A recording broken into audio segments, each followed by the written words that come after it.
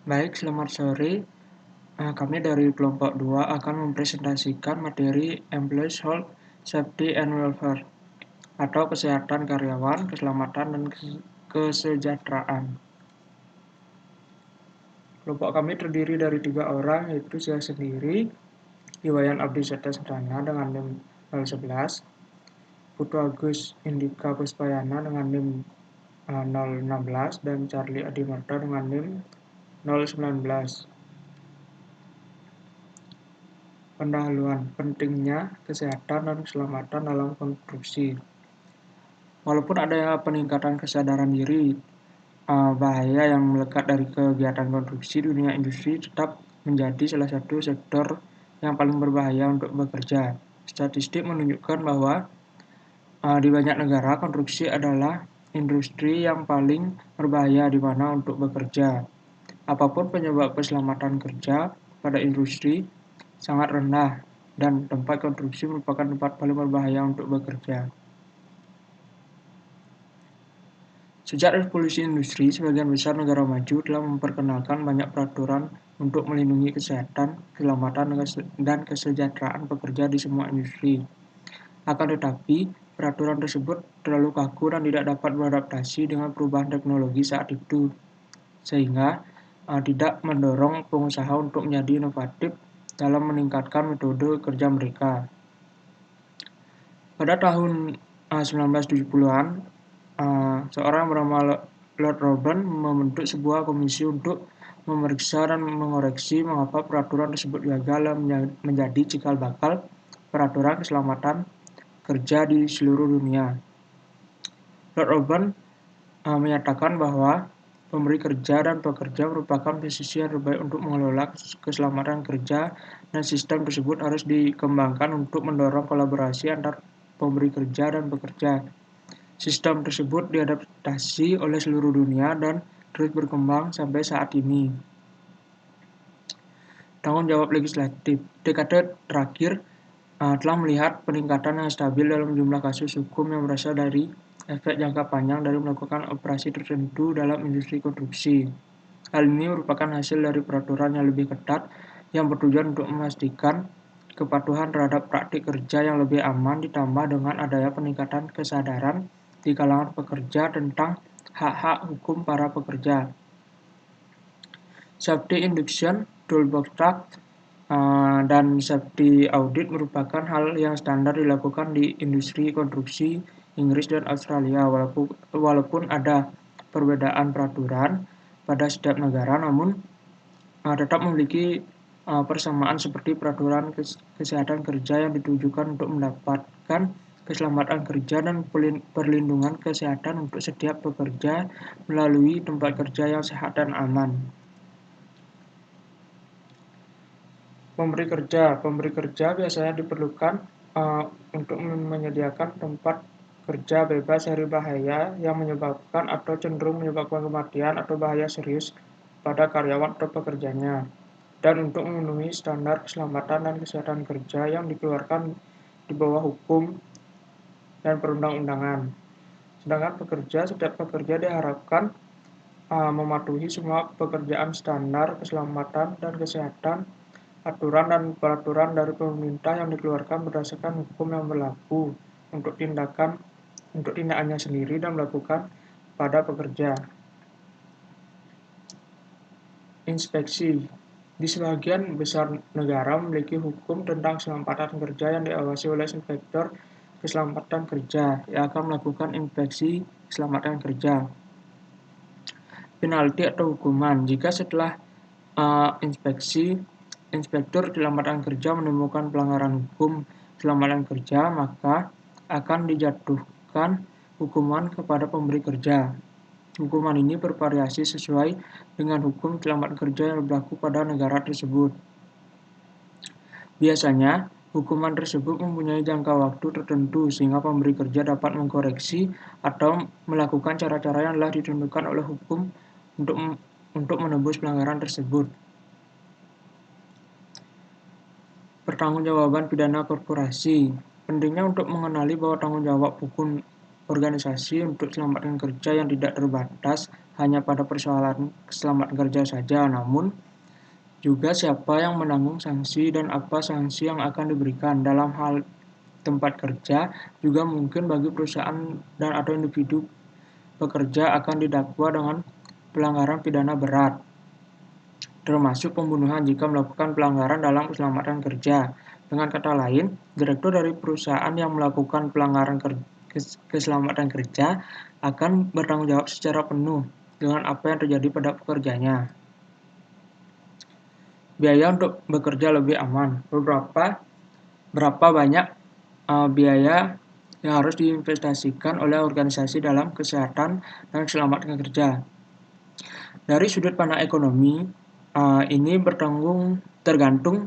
tergantung pada tingkat risiko yang mereka hadapi, yang pada gilirannya tergantung pada jenis pekerjaan yang mereka lakukan dan keefektifan sistem keselamatan dan budaya kerja mereka. Semakin berisiko situasinya, semakin besar juga investasi yang diperlukan. Ini karena setiap uang yang diinvestasikan menghasilkan pengurangan yang sesuai dalam biaya insiden, sehingga memungkinkan untuk mengidentifikasi titik optimal di mana investasi menghasilkan pengembalian yang semakin berkurang.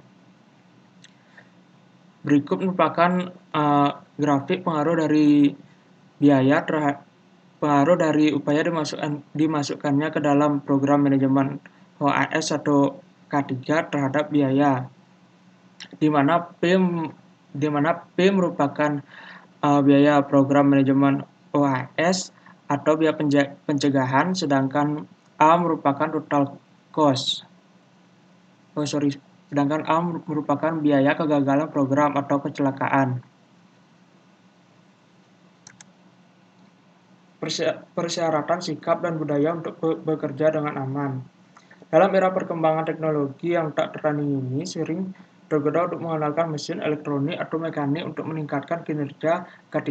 Namun ada banyak bahaya terkait yang baru teknologi karena manfaat potensial. Banyak dari bahaya ini sosiologis.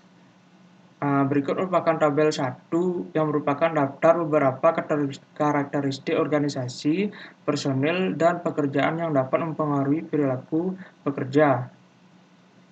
Modal faktor manusia sangat membantu karena menunjukkan kesiasaan menyalahkan pekerja individu atas insiden K3 dan menunjukkan bahwa perilaku K3, dan oleh karena itu insiden cedera dan penyakit akibat kerja dapat dan harus dikontrol melalui tindakan manajerial. Ini melibatkan pengembangan budaya keselamatan yang positif dengan menjadikan K3 sebagai prioritas utama dan mengkomunikasikannya kepada semua orang terlibat.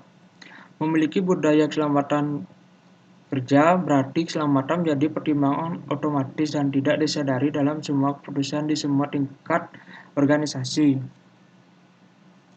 Berikut merupakan tabel 1, di mana merupakan daftar organisasi, personil, dan pekerjaan dari sumber human error yang terdiri dari organisasi, personil, dan pekerjaan.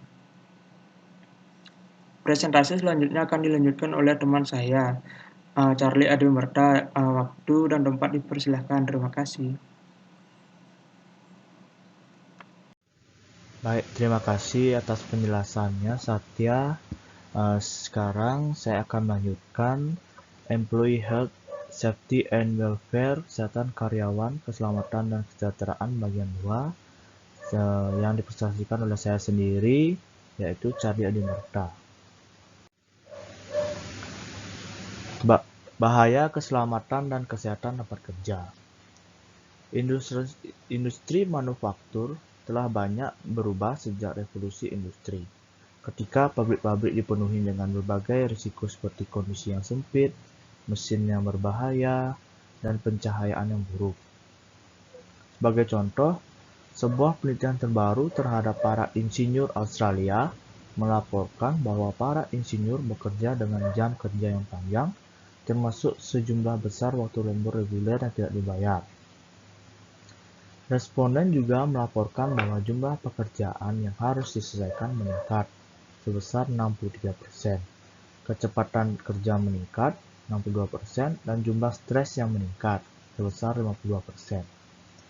Lebih dari itu, lebih dari seperempat responden percaya telah terjadi peningkatan masalah kesehatan sebagai akibat dari kehidupan kerja mereka. Penyakit paling umum yang mereka identifikasi adalah terkait dengan beban kerja yang berlebihan seperti kelelahan yang terus-menerus dan stres. Adapun bahaya keselamatan adalah aspek lingkungan kerja yang berpotensi menyebabkan bahaya langsung dan terkadang dengan kekerasan atau bahkan kematian. Bahaya kesehatan adalah aspek lingkungan kerja yang perlahan dan kumulatif, seringkali tidak dapat diubah, menyebabkan kemerosotan kesehatan. Orang tersebut mungkin menyebabkan penyakit kronis atau yang mengancam jiwa atau menjadi cacat permanen. Masalah kesejahteraan karyawan adalah aspek lingkungan kerja yang berdampak pada kesejahteraan karyawan sehari-hari secara umum dan pada giliran kesehatan mereka di tempat kerjanya. Pengaruh pada kesehatan dan keselamatan kerja. Dalam banyak kasus insiden K3, tidak memiliki satu penyebab tetapi terjadi sebagai akibat dari interaksi yang kompleks dari banyak penyebab yang timbul dari karakter individu, pekerjaan, dan organisasi. Dengan menggunakan pendekatan epidemiologi, database dapat dicari untuk mengidentifikasi pola umum dalam kejadian insiden, dan informasi ini dapat digunakan untuk menargetkan operasi, perdagangan, atau aktivitas berisiko tinggi. Salah satu alasan mengapa organisasi konstruksi gagal mengembangkan kemampuan intelektual untuk menganalisis risiko mereka secara menyeluruh mungkin terkait dengan kompleksitas penyebab potensi insiden K3 ini, mulai dari paket kerja yang tidak tepat dan perencanaan lokasi hingga perilaku ceroboh masing-masing karyawan.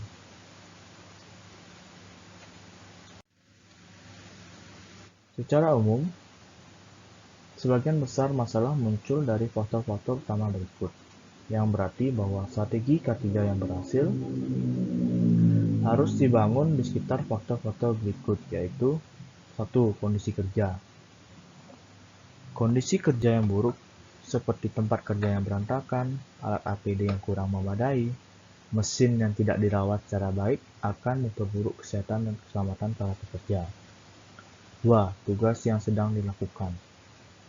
Ketika para pekerja melakukan tugas yang diinstruksikan pada mereka, namun tanpa adanya pemahaman tentang tugas tersebut, maka akan berisiko tinggi bagi keselamatan dan kesehatan mereka.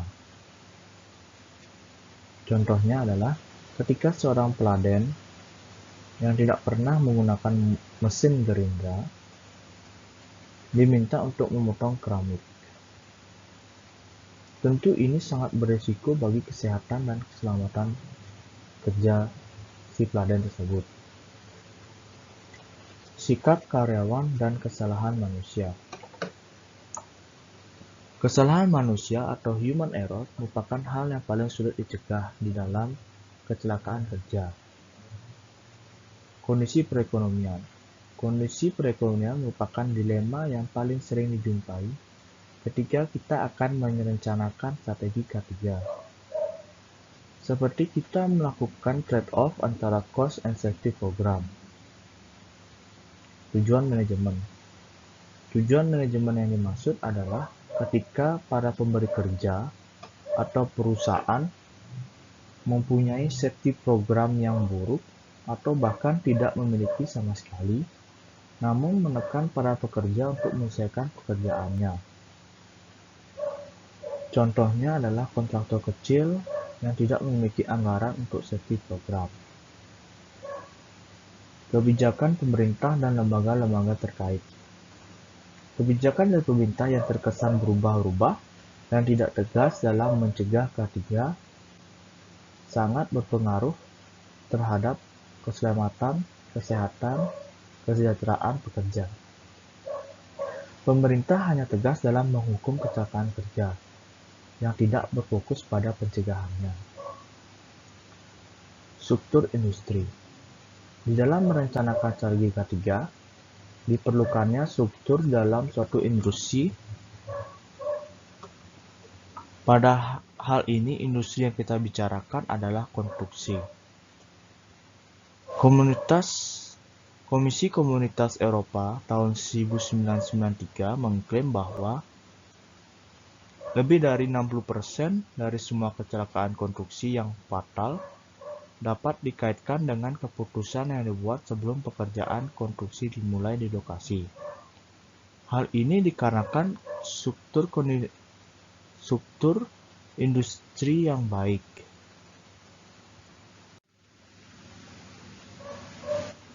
Sistem manajemen keselamatan dan kesehatan kerja. Kunci untuk mengembangkan sistem K3 yang efektif adalah dengan menyadari bahwa kesehatan, keselamatan, dan kesejahteraan karyawan merupakan aspek penting dari strategi perusahaan yang terkait dengan strategi pengendalian kerugian finansial, strategi SRM yang baik, yang lebih luas, strategi pemasaran, manajemen informasi sistem, dan kebijakan operasi lainnya termasuk manajemen kualitas dan kinerja lingkungan. Mengingat potensi dampak K3 pada bidang pemikiran bisnis lainnya, kebijakan keselamatan, kesehatan, dan kesejahteraan harus dibuat selaras dengan strategi perusahaan dan dikelola secara sistematis untuk memastikan bahwa tujuan strategis tetap relevan dan tercapai. Elemen-elemen sistem manajemen K3 tersebut akan digambarkan pada gambar 9.2 pada slide berikutnya ini.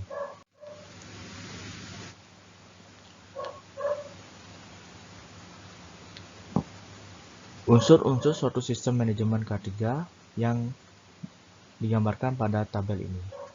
Berikut ini adalah tabel faktor sukses dalam manajemen K3 yang baik. Terlihat pada gambar. Di sini ada policy atau kebijakan, organizing atau pengorganisasian, planning and implementation, perencanaan dan implementasi, measuring performance, pengukuran performa, dan reviewing performance, yaitu review performa. Sebagai contoh adalah policy atau kebijakan.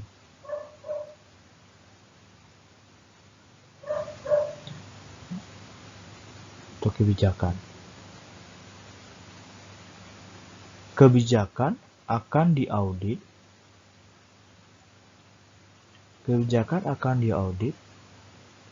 Dan setelah selesai diaudit akan direview performanya. Jika performa dari policy atau kebijakan itu kurang baik, maka akan dilanjutkan ke policy development atau mengembangkan atau membuat suatu kebijakan yang baru. Setelah itu, policy atau kebijakan yang baru itu akan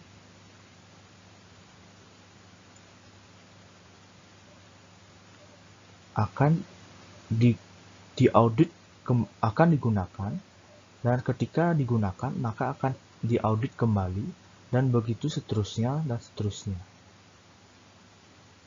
Jika ditemukannya atau jika performa dari kebijakan itu masih buruk, maka hal ini akan terus terjadi.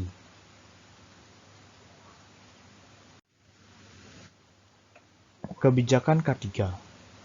Tujuan dari kebijakan yang efektif adalah untuk mengkomunikasikan dengan jelas nilai-nilai inti organisasi. Kebijakan K3 yang efektif juga harus mengakui bahwa sebagian besar kecelakaan kerja dan insiden kesehatan yang buruk dapat dicegah dan terjadi sebagai akibat dari urutan sebab akibat yang logis di mana dapat dicegah melalui manajemen K3 yang baik. Budaya tidak menyalahkan, membutuhkan pemahaman tentang sifat multi penyebab kecelakaan, bahwa ada tanggung jawab kolektif untuk manajemen risiko keselamatan dan penghargaan bahwa sebagian besar kecelakaan tidak disebabkan oleh kecerobohan di pihak pekerja, tetapi disebabkan oleh kegagalan dalam manajemen atau pengendalian risiko. Kebijakan kesehatan, keselamatan, dan kesejahteraan juga harus diselaraskan untuk mencerminkan bahwa perusahaan tidak hanya peduli dengan pencegahan cedera dan kesehatan yang buruk, tetapi dengan secara positif mempromosikan kesehatan, kebugaran, dan kepuasan lainnya.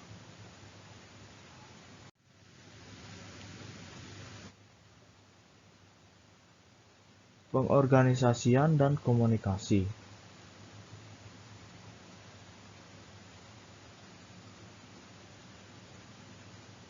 Setelah menetapkan kebijakan perusahaan, langkah selanjutnya adalah mengembangkan sistem untuk mengimplementasikannya secara efektif.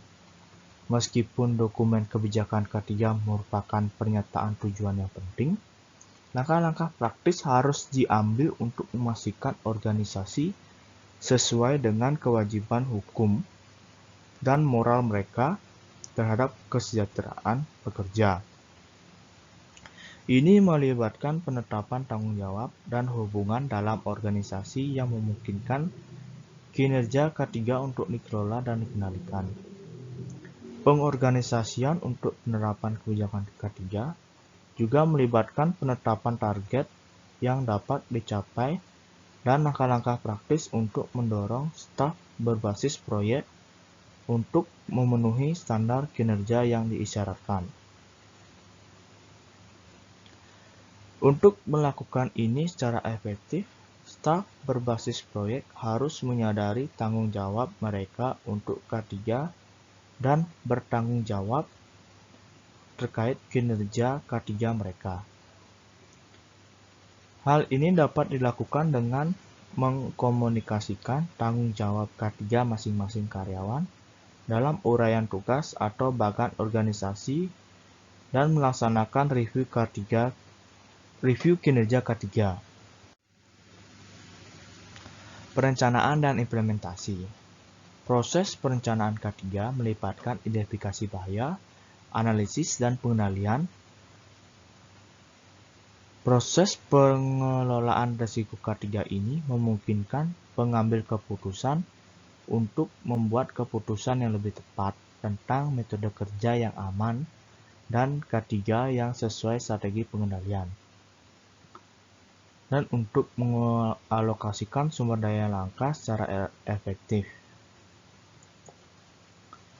Setelah bahaya diidentifikasi, frekuensi atau probabilitas kejadian dan konsekuensi dari peristiwa bahaya tersebut ditentukan jika muncul sehingga dapat dihitung.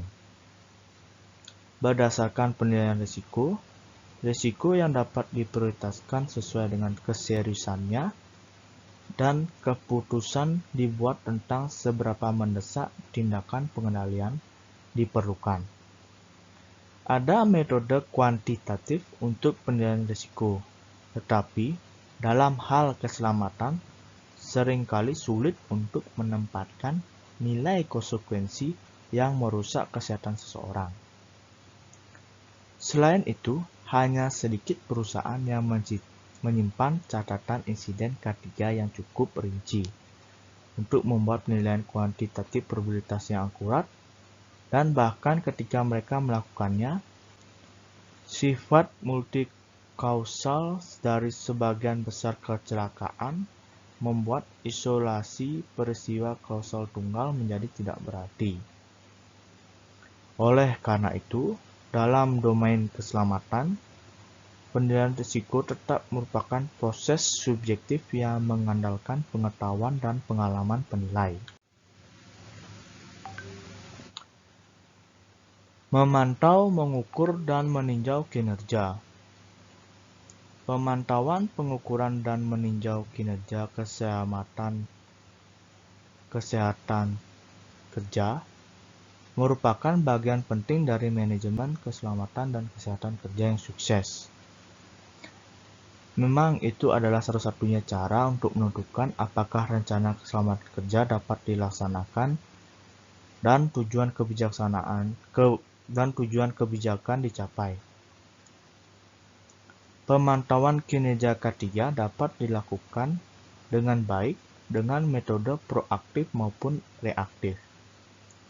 Sistem pemantauan proaktif memberikan informasi penting sebelum insiden, cedera, atau kesehatan yang buruk yang terjadi.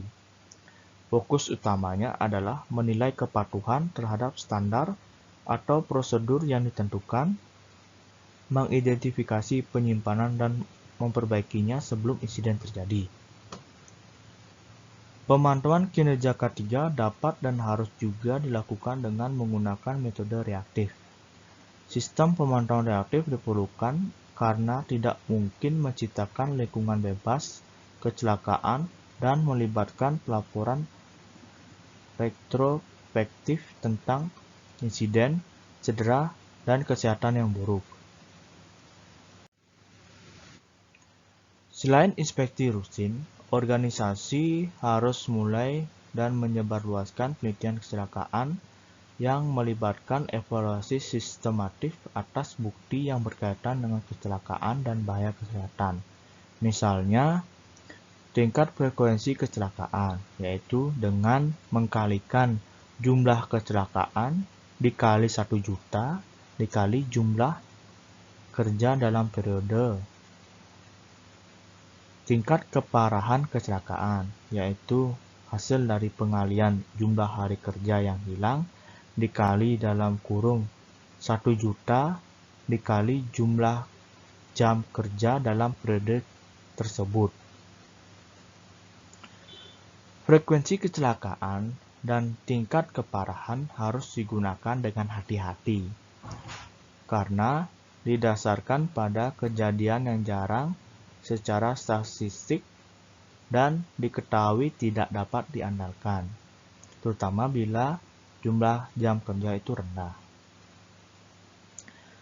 Tingkat kecelakaan juga dapat menipu dan tingkat kecelakaan yang rendah tidak selalu berarti bahwa resiko itu dikendalikan secara efektif. Oleh karena itu, pemantauan kinerja K3 secara reaktif dan proaktif harus dilakukan. Dengan berakhirnya slide ini, maka presentasi dari saya berakhir. Presentasi berikutnya mengenai audit akan dilanjutkan dengan Bli Agus Andika. Silakan. Baik, terima kasih. Saya akan melanjutkan presentasi dari teman saya dengan selanjutnya materinya audit. Audit adalah alat yang sangat berharga untuk mengidentifikasi masalah sebelum kecelakaan terjadi dan harus membentuk komponen kunci dari kegiatan pemantauan aktif setiap perusahaan. Audit kesehatan dan keselamatan serupa dengan audit keuangan atau kualitas dalam hal ini bertujuan untuk mencapai evaluasi yang ketat dan independen terhadap validitas, efektivitas, dan implementasi K3 perusahaan. Sistem manajemen, semua elemen sistem dievaluasi termasuk kebijakan organisasi K3, perencanaan dan implementasi kebijakan K3, kegiatan pengukuran kinerja, sistem review dan kemampuan perusahaan untuk meningkatkan bila diperlukan. Selanjutnya program kesehatan kerja. Pekerjaan konstruksi pasti akan membuat pekerjaan proyek terpapar bahaya kesehatan. Pemantauan kesehatan harus dilakukan untuk mengidentifikasi perubahan status kesehatan karyawan. Bagian dari proses pemantauan kesehatan harus berupa pemeriksaan kesehatan sebelum bekerja. Perhatikan khusus diberikan kepada karyawan yang terpapar risiko tinggi dan yang keselamatan orang lain tergantung pada kesesuaiannya. Pemeriksaan kesehatan prakerja juga harus mempertimbangkan persyaratan pekerjaan. Komponen lain dari sistem pemantauan kesehatan adalah pemeriksaan rutin untuk memantau dampak bahaya di setiap kerja terhadap karyawan. Misalnya jika ada risiko pneumokoniosis, ronsen, dada, dan tes fungsi paru harus dilakukan. Pemeriksaan awal sebelum bekerja memberikan dasar yang berguna untuk membandingkan hasil pemeriksaan medis selanjutnya. Kebijakan kesejahteraan karyawan. Semakin banyak perusahaan beralih dari pendekatan tradisional yang berfokus pada keselamatan menjadi pendekatan yang berfokus pada kesejahteraan umum dan kesehatan tenaga kerja. Pendekatan kesehatan adalah tindakan pencegahan yang mendorong karyawan untuk melakukan perubahan gaya hidup melalui konseling nutrisi, program olahraga teratur, rehabilitasi ortopedi, pantang merokok dan alkohol, konseling stres, dan pemeriksaan fisik tahunan seperti mamografi gratis dan pemeriksaan tekanan darah. Selanjutnya, keselamatan kerja di masa depan. Tampaknya ada banyak bahaya keselamatan dan kesehatan di tempat kerja modern seperti yang terjadi selama revolusi industri. Perbedaannya terletak pada sifat dari bahaya tersebut yang telah berubah sebagai akibat dari perubahan ekonomi sosial dan gaya hidup. Adapun beberapa faktor yang dipandang akan menjadi penyebab keselamatan kerja di masa depan yaitu stres dan kelelahan kerja, kekerasan dan intimidasi di tempat kerja, HIV atau AIDS, dan trauma kumulatif gangguan dan cedera keregangan berulang. Selanjutnya, stres. Ada keraguan bahwa stres terkait pekerjaan dikaitkan dengan beragam penyakit seperti penyakit jantung koroner, hipertensi, radang usus besar, dan berbagai masalah fisiologis termasuk kecemasan dan depresi. Penyebab stres yang umumnya ialah lingkungan yang berbahaya, kecocokan orang pekerjaan yang buruk, beban kerja yang tidak sehat, kurangnya pengakuan dan penghargaan, dan konflik dengan pekerja lain. Dimensi pertama, pencegahan dan menghindari masalah dengan menghilangkan pemicu stres. Dimensi kedua adalah reaktif dan melibatkan meditasi, olahraga, dan diet yang membantu orang rileks, merasa lebih baik tentang diri mereka sendiri, dan meregenerasi energi mereka. Misalnya beberapa perusahaan sekarang memberikan seminar tentang manajemen stres yang memberikan nasihat praktis kepada karyawan. Selanjutnya, burnout. Sejak Friedenberger 1974 menciptakan istilah burnout untuk menggambarkan keadaan kelelahan emosional yang kronis. Fenomena ini telah menjadi fokus perhatian banyak penelitian. Definisi burnout yang paling diterima secara luas mengkonseptualisasikan fenomena tersebut sebagai sindrom kelelahan emosional, sinisme, dan penurunan prestasi pribadi. Kelelahan emosional menggambarkan perasaan kehabisan sumber daya emosional dan kekurangan energi. Dalam keadaan ini, pekerja merasa tidak mampu memberikan kemampuan mereka sendiri pada tingkat fisiologis. Komponen kedua dari sindrom ini ditandai dengan sikap sinis dan jarak yang berlebihan dari pekerja seseorang. Yang komponen terakhir dari kelelahan, pencapaian pribadi yang berkurang, mengacu pada situasi di mana pekerja cenderung mengevaluasi diri mereka secara negatif dan menjadi tidak puas dengan pencapaian mereka sendiri. Selanjutnya, kekerasan dan intimidasi di tempat. Kekerasan di tempat kerja dapat menimbulkan karena berbagai alasan seperti stres yang disebabkan oleh pekerjaan berlebihan atau masalah pribadi, perbedaan budaya dan intoleransi, sengketa keuangan, konflik pribadi, penyalahgunaan narkoba dan alkohol, gangguan kejiwaan atau psikologis atau gangguan intelektual, ketidakpuasan dengan layanan atau pembayaran, atau oportunisme. Dampaknya pada seseorang bergantung pada tingkat kekerasan pengalaman. keterampilan dan kepribadiannya, dan dapat bervariasi dari frustasi, depresi hingga bunuh diri. Mengelola kekerasan di tempat kerja menuntut strategi proaktif dan reaktif, dan tindakan penyaringan, keamanan, dan konseling karyawan adalah bagian dari pendekatan yang komprehensif. Langkah yang perlu diambil dalam pencegahan kekerasan di tempat kerja adalah mengembangkan prosedur penyaringan prakerja, seperti mengambil referensi dan menggunakan tes psikologis pekerja. Selanjutnya HIV atau AIDS.